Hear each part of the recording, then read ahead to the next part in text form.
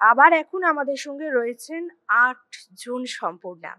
তাদের সবার গল্প আলাদা, তাদের সবার লড়াই আলাদা। কিন্তু তাদের মিলটা কোথায় জানেন তো? তারা সবাই মা, তারা সবাই আজ যে মাতৃপক্ষ চলছে, দেবীপক্ষ চলছে, সেই দেবীর বাস্তব রূপ। দশভূজারা যখন বাস্তবে নেমে আসেন, তাদের তখন অনেক দায়িত্ব থাকে। তারা তখন ১০ হাত দিয়ে সংসারকে চারদিক থেকে আগলে রাখেন, সন্তানের লালন পালন করেন, কিন্তু তার সঙ্গে তাদের কিন্তু লড়াইটাও বাদ যায় না। হয়তো অন্যদের থেকে মায়েদেরকে আর একটু বেশি লড়াই করতে হয়। তাই চলুন আরও যে মায়েরা আমাদের সঙ্গে রয়েছেন তাদের সঙ্গে একটু কথা বলি। প্রথমে চুমকিদির কাছে যাব। আপনি তো শিক্ষিকা, একদিকে কেরিয়ার, আরেকদিকে আপনার বাচ্চাকে সামলে, তারপরে আবার এমন একটা এত বড় কর্মযজ্ঞের মধ্যে থাকা, পুরোটা ম্যানেজ কিভাবে করেন? এটার একটাই মন্ত্র, প্যাশন। প্যাশন থাকলে মানুষ কি না করে, পাহাড়ে চড়ে যায়, এভারেস্টে উঠে যায়। আমরা এরকম অনেক মানুষকে জানি যারা প্রতিবন্ধী হয়ে ইংলিশ চ্যানেল পার করে ফেলেন, যারা এভারেস্টে চড়ে পড়েন। সবটাই প্যাশনের উপর নির্ভর করে। প্যাশন যদি থাকে মানুষ সময় বের করে নেয়। সেটার ভালোবাসাটা থাকতে হবে একদম মন থেকে, কিছু করতে চাওয়ার চাহিদা, নিজের যে শৈল্পিক সত্তাটা আছে সেটা বাইরে বের করে আনার চাহিদা। এই চাহিদাটাই কিন্তু মানুষকে তাড়িয়ে বেড়ায় এবং চাহিদাটাই মানুষের ভেতর থেকে সবকিছু টেনে বের করে আনে। অনেক ধন্যবাদ চুমকিদিকে। সত্যি মানে জীবনে যদি নিজের ইচ্ছা থাকে আর প্যাশন আপনার যেটা, সেটাকে যদি আপনি মন প্রাণ দিয়ে ভালোবেসে থাকুন, আপনার যতই বাধা বিপত্তি আসুক না কেন, কোনো না কোনোভাবে বোধহয় প্যাশনটাকে বাঁচিয়ে রাখার চেষ্টাটা আমরা চালিয়ে যাবই। সেটা আমাদের সম্পূর্ণারা একদম অক্ষরে অক্ষরে বুঝিয়ে দিচ্ছেন। তবে যাই এবার, আচ্ছা আপনিও তো পেশায় শিক্ষিকা ছিলেন। তো অনেক বাচ্চাদের নিজে হাতে করে তৈরি করেছেন। তারপরে এসে আবার নিজে যখন মা হয়েছেন, তো এই এতখানি জীবনে এত রকম অভিজ্ঞতা, এর মাঝখানে লড়াইটা কেমন ছিল? লড়াই তো থাকবেই, মানুষের লড়াই ছাড়া তো জীবন এগোয় না। লড়াইটা না থাকলে সেই এনার্জিটাও বাড়ে না। যত লড়াই তত আপনার এনার্জি গেইন করবেন, আর সেটা যদি জয় করতে পারেন সেটা একটা আলাদা স্যাটিসফ্যাকশন হয়। তো লড়াই থাকবে, প্রবলেম থাকবে, একটা শেষ হলো আর একটা শেষ হলো আর একটা। প্রবলেমের শেষ হয় না, কিন্তু নিজেকে শক্ত রাখতে হবে, মনের বিশ্বাসটাকে রাখতে হবে, নিজের ইচ্ছেকে জাগিয়ে রাখতে হবে। বিবেকানন্দ বলেছিলেন ইচ্ছা শক্তি হচ্ছে সব থেকে বড় শক্তি।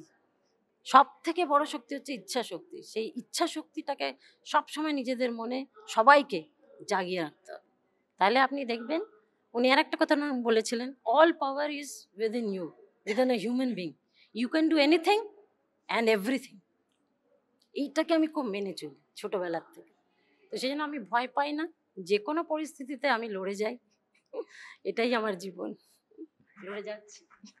অনেক ধন্যবাদ। এবং সত্যি মানে যেটা বললেন আপনি, যে কোনো পরিস্থিতিতে লড়ে যাওয়া, এই কথাগুলো আশা করি দর্শকদেরও প্রচণ্ডভাবে উদ্বুদ্ধ করবে। তাই যে দর্শকরা যারা ভাবছেন যে কোথাও একটা গিয়ে হয়তো যে ভালো লাগার জায়গাটা, যে ভালো লাগার কাজটা, সেটার সাথে এবার হয়তো গিভ আপ করে দিলে মিটে যায়, আমার দ্বারা আর হচ্ছে না, আমি আর পারছি না, তারা অন্তত একবার এই এপিসোডটা দেখে, আমাদের এই সম্পূর্ণাদের কথা শুনে একবার অন্তত ভাবুন যে তারা জীবনের এতখানি লড়াইকে পেরিয়ে তাদের এই শুধুমাত্র ইচ্ছা শক্তির জোরে, তাদের মনের ইচ্ছাটার জোরে এবং প্যাশনকে ভালোবেসে যদি এইভাবে এই জায়গাটা ধরে রাখতে পারেন, তাহলে আপনারা কেন পারবেন না?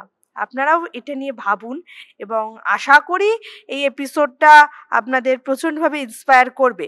এবার তবে আমি একবার যাবো লাভলিদির কাছে। আমি শুনেছি যেটা, যে লাভলিদি নিজে প্রচণ্ড ক্রিয়েটিভ মানুষ এবং ওনার ছেলেকে উনি বেশ সুন্দরভাবে একেবারে ক্রিয়েটিভিটিতে মুড়ে মানুষ করছেন। তো একটু লাভলিদির গল্প শুনবো, যে এই ক্রিয়েটিভ ব্যাকগ্রাউন্ডটা কি আগে থেকেই ছিল নাকি আস্তে আস্তে এখানে এসে অ্যাডাপ্ট করা? ধন্যবাদ। আমি এতটাও কিছু পারি না। অ্যাকচুয়ালি আমি নিজে ছোট থেকে নাচ করতাম, আবৃত্তি করতাম। আমার হাসব্যান্ড ড্রয়িং করতে ভালোবাসে। সেই ইয়েতে ওরই ছেলেকে ১ম এ হচ্ছে হাতের সেন্সরি ইস্যু কমানোর জন্য কালারের সাথে পরিচয় করানো হয়েছিল। তারপরে তো আমি ২০২২ এ যখন ম্যামের কাছে দিলাম, আ মোটামুটি ২ মাসের মধ্যে ছেলের মধ্যে অদ্ভুত পরিবর্তন লক্ষ্য করলাম। মানে কাটিং ম্যাম এত সুন্দর ওকে শিখিয়ে দিল, এই যে এই কাশফুলটা ওর করা। এর আগের এক্সিবিশনে ওর একটা সানফ্লাওয়ার বিক্রি হয়েছে, একজন কিনে নিয়েছেন। মানে ওর কাটিং করতে দেখলে আমি নিজেই মানে ইয়ে হয়ে যাই যে এটা ও করতে পারছে। মানে একমাত্র মানে স্যার ম্যামের সাগ্নিক তো নেই, সাগ্নিক মানে এদের অক্লান্ত পরিশ্রম, আরো অন্যান্য টিচারদের অক্লান্ত পরিশ্রম, মানে এরা যে গ্রুপ অ্যাক্টিভিটি গুলো করে এত সুন্দর, মানে আশ্চর্য হয়ে যাওয়ার মতন। মানে স্যার ম্যাম হচ্ছে আমাদেরকে আরো এগিয়ে যাওয়ার সাহস যোগাচ্ছে প্রতিনিয়ত। আর এবার যেটা হচ্ছে সম্পূর্ণাদের, মানে নারীরাও যে অনেক কিছু করতে পারে, শুধু ঘরে বসে থাকা নয়, ঘরের বাইরেও তারা বেরিয়ে তাদের সুপ্ত প্রতিভাটাকে বিকাশ করতে পারে। ম্যামদের এক্সিবিশন না দেখলে বোঝা যায় না। মানে আমার ছেলে অনেক এগিয়েছে, আমার সাথে আরো ওর বন্ধুরাও অনেক এগিয়ে গেছে। আশা রাখবো এরা আরো পরবর্তীতে আরো অনেক দূর এগিয়ে যাবে। আচ্ছা, দিদির কাছে একবার যাব। দিদি নিজে যেহেতু পেশায় শিক্ষিকা এবং বাচ্চাদের নিয়েই সারাদিন কাটে, কোথাও গিয়ে দর্শকদেরও এটা জানা দরকার, যারা স্পেশাল চাইল্ড তাদের সেই স্পেশাল কেয়ারটা কিভাবে দরকার। আর এই যে তাদের সাথে রঙের পরিচয় করানো, তাদেরকে এই আর্টিস্টিক ব্যাপারের মধ্যে ইনভলভ করা, এটা ওদের ডেভেলপমেন্টে বা যে কোনো বাচ্চার ডেভেলপমেন্টের জন্য ঠিক কতটা জরুরি? প্রথম তো আমি বলবো কেউ স্পেশাল নয়, সবাই গড গিফট। বাচ্চা মানেই গড গিফট। তো ওরা আমাদের কাছে গড গিফট হয়ে থাকে। তো হ্যাঁ, কিছু হয়তো একটু ওরা পিছিয়ে থাকে এই বাচ্চাগুলো, কিন্তু ওদের জন্য বলবো ওরা অনেক কিছু আমাদের থেকে অনেক বেশি জানে, ওরা অনেক কিছু বেশি বোঝে যেটা আমরা বুঝি না। তো ওদের যদি আমরা একটু খেয়াল করি তো আমরা ওদের থেকে অনেক কিছু শিখতে পারবো। আর রঙের কথা হচ্ছে, রং একটা এমন জিনিস সেটা মনকে অনেক বিকশিত করে। আর আমি সবসময় বলবো মানে সব বাচ্চার জন্য রংটা ভীষণ দরকার। রং মনকে আনন্দ দেয়। আর রঙের সাথে যত মিলবো, যত মানে রং নিয়ে কাজ করব, তত মানে অনেক ভালো হবে, আরো এগাতে পারবে বাচ্চারা। আর আমি সবসময় বলবো ওরা অনেক ভালো।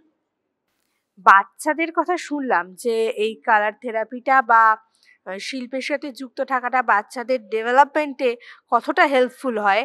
তবে যাদের ছাড়া কোনোটাই কমপ্লিট হয় না, একটু মায়েদের কথা শুনি। এই রঙের সাথে মেশার পর, রং নিয়ে খেলা শুরু করার পর আপনারা কতখানি বেটার ফিল করছেন, বা যে সমস্যাগুলো ছিল সেটাকে কতটা কাটিয়ে উঠতে পারছেন? নমস্কার, আমি সংঘমিত্রা, আমি লগ্নজিতার মা। লগ্নজিতা অটিজম স্পেকট্রাম ডিসঅর্ডারে ডায়াগনস্ট। তো স্পেশাল, সত্যি স্পেশালও আমার কাছে। আর আমি নিজেকে একজন স্পেশাল মাদার বলেই মনে করি, কারণ ভগবান হয়তো অনেক পুণ্য করার পরেও আমার কাছে এসছে। পড়াশোনা কমপ্লিট করার পরে দীর্ঘ ৬ বছর আমি কর্পোরেট ওয়ার্ল্ডে ছিলাম অ্যাজ আ মার্কেটিং প্রফেশনাল। তো ও আসার পরে তো আমি চাকরিটা ছাড়তে বাধ্য হই, কারণ কেউ ছিল না। তো তারপরে যখন ও ডায়াগনোসড ধরা পড়ে, মানে ও যখন ধরা পড়ে যে ও অটিজমে আছে, তো তারপর ওকে নিয়ে আমার যাত্রা শুরু হয়। আর লগ্নজিতা ছোটোবেলা থেকেই রং নিয়ে ভীষণ রঙিন টাইপের, মানে বাচ্চা, রং নিয়ে খেলতে ভালোবাসে, রং নিয়ে থাকতে ভালোবাসে। তারপরে ওকে আমরা শিল্পাঙ্গনে দিই। যে পাশে বসে আছে সে আমার কাছে কি বলবো, নেক্সট টু গড বলা যায়। তার কারণ, হয়তো অনেক বড় কথা বললাম, কিন্তু ম্যাম যদি না আসতো, খুব ইমোশনালি বলছি, লগ্নজিতার মধ্যে আমি অনেক অনেক পরিবর্তন লক্ষ্য করেছি। দীর্ঘ ২ মাস বা ৩ মাস আগে রামকৃষ্ণ মিশনের প্রোগ্রামটা হয়েছিল গোলপার্কে। প্রদর্শনীতে আমার মেয়ের প্রথম ছবি যায়। তারও আগে সুরের মাঠে শিল্পাঙ্গনের একটা ওয়ার্কশপ হয়। তো সেখানে সম্পূর্ণার এত সুন্দর সুন্দর কাজ দেখে আমি ভীষণ অভিভূত হয়ে যাই। আমি ভাবিনি কোনো দিন রং নিয়ে আমিও নাড়াচাড়া করতে পারবো, বা রং আমাকে এতটা কাছে টেনে নেবে। তো আবার সেই শিল্পাঙ্গনের হাত ধরে, মানে আমার কাছে শিল্পাঙ্গন হচ্ছে ভালোবাসার আঙ্গন। মানে এখানে ভালোবাসা, মানে সেকেন্ড হোম আমার বলতে পারেন। পুরোপুরি জীবনটা চেঞ্জ করে দিয়েছে। মানে স্যারের কাছে শিখছি, ম্যামের কাছে শিখছি, প্রতিনিয়ত শিখছি। মানে জীবনটাকে, মানে আমরা যারা স্পেশাল মাদার, মানে আমার সঙ্গে আরও একজন আছে, সেও বলতে পারবে, কিছু কিছু সময় না খুব ডিপ্রেস লাগে যে আরও কিভাবে কি করতে পারি আমার ছেলে মেয়ের জন্য, বা আরও কিভাবে করা যায়। তো নিজের না মেন্টাল একটা বুস্টিং বা কিছুটা পাওয়ার দরকার পড়ে। তো বিশ্বাস করুন, এই রংটা নিয়ে যদি না নাড়াচাড়া করতাম তাহলে হয়তো আরও গভীরে তলিয়ে যেতাম। আর এই এক্সিবিশনটা মানে এত সুন্দরভাবে অর্গানাইজ করার জন্য স্যারকে, ম্যামকে অসংখ্য ধন্যবাদ।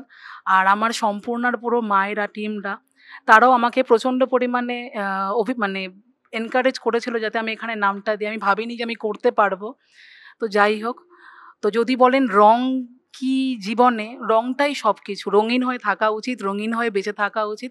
আর সবাইকে বলবো, being a special, being a neurodivergent, being a neurotypical child, সবার জীবনে রংটা যেন তারা নিয়ে বেঁচে থাকে, জীবন যেন রঙিন হয়ে ওঠে। তাহলে বেঁচে থাকার মজাটা সবাই বুঝতে পারবেন। এবং once again thank you ma'am, sir, thank you everybody, যে এত সুন্দর একটা সুযোগ আমাদের সম্পূর্ণাদের করে দেওয়ার জন্য, আমাদের মাদেরকে নতুনভাবে মানে বাঁচতে শেখানোর জন্য। অসংখ্য ধন্যবাদ। Thank you.